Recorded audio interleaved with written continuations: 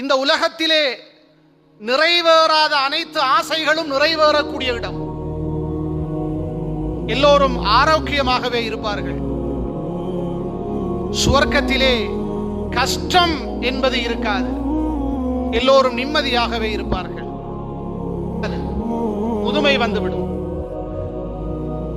உலகத்திலே நீண்ட காலம் வாழ வேண்டும். சிலர் நிரந்தரமாக வாழ ஆசைப்படுகிறார்கள். முடிய கொண்டு 100 வருடங்கள் ஓடினாலும் சுவர்க்கத்தில் இருக்கிற ஒரு மரத்தின் நிழலை தாண்ட முடியாது. அல்லாஹ்வுடைய இன்பங்கள் சுவர்க்கம் என்பது கற்பனை செய்ய முடியாது. இப்படியான அல்லாஹு தஆலா இந்த உலகத்தில் நமக்கு தந்திருக்கிற அனைத்து நிஅமத்துகளையும் அந்த சுவர்க்கத்தை அடைந்து கொள்ளத்தான் நாங்கள் பயன்படுத்த வேண்டும்.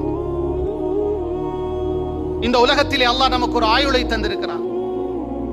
ஆனால் நிச்சயமாக அது ஒரு நாளைக்கு முடிந்துவிடும். அல்லாஹ்வுடைய தூதருடைய கூற்றுப்படி அதை தாண்டினால் அன்புக்குரிய சகோதரர்களே, அவர் அதிகம் மரணத்தை நினைக்க தகுதியானவராக இருக்கிறார். இளமை பருவம். நாம் தொடர்ந்து இளைஞர்களாக இருக்க முடியாது. ஒரு 14 வயதிற்கும் 40 வயதிற்கும் இடைப்பட்ட காலம் இளமை பருவம்.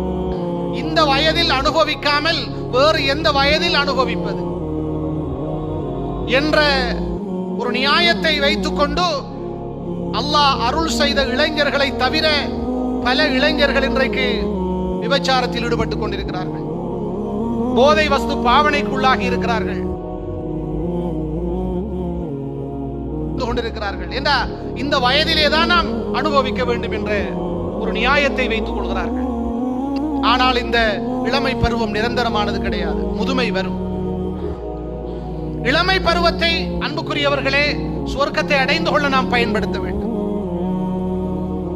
அன்புக்குரியவர்களே, ஆரோக்கியத்தோடு வாழுகிறவர்கள் ஆரோக்கியத்தை இந்த சுவர்க்கத்தை அடைந்து கொள்ள பயன்படுத்த வேண்டும்.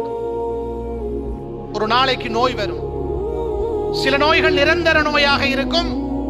எழும்ப முடியாது, நடக்க முடியாது, நீண்ட நேரம் நிற்க முடியாது. சுவர்க்கத்துக்குள் போவதற்கு அவர் எதுவும் செய்ய முடியாது. ஆரோக்கியம் என்ற அந்த வளத்தை நாம் சுவர்க்கத்தை அடைந்து கொள்ள பயன்படுத்தும்.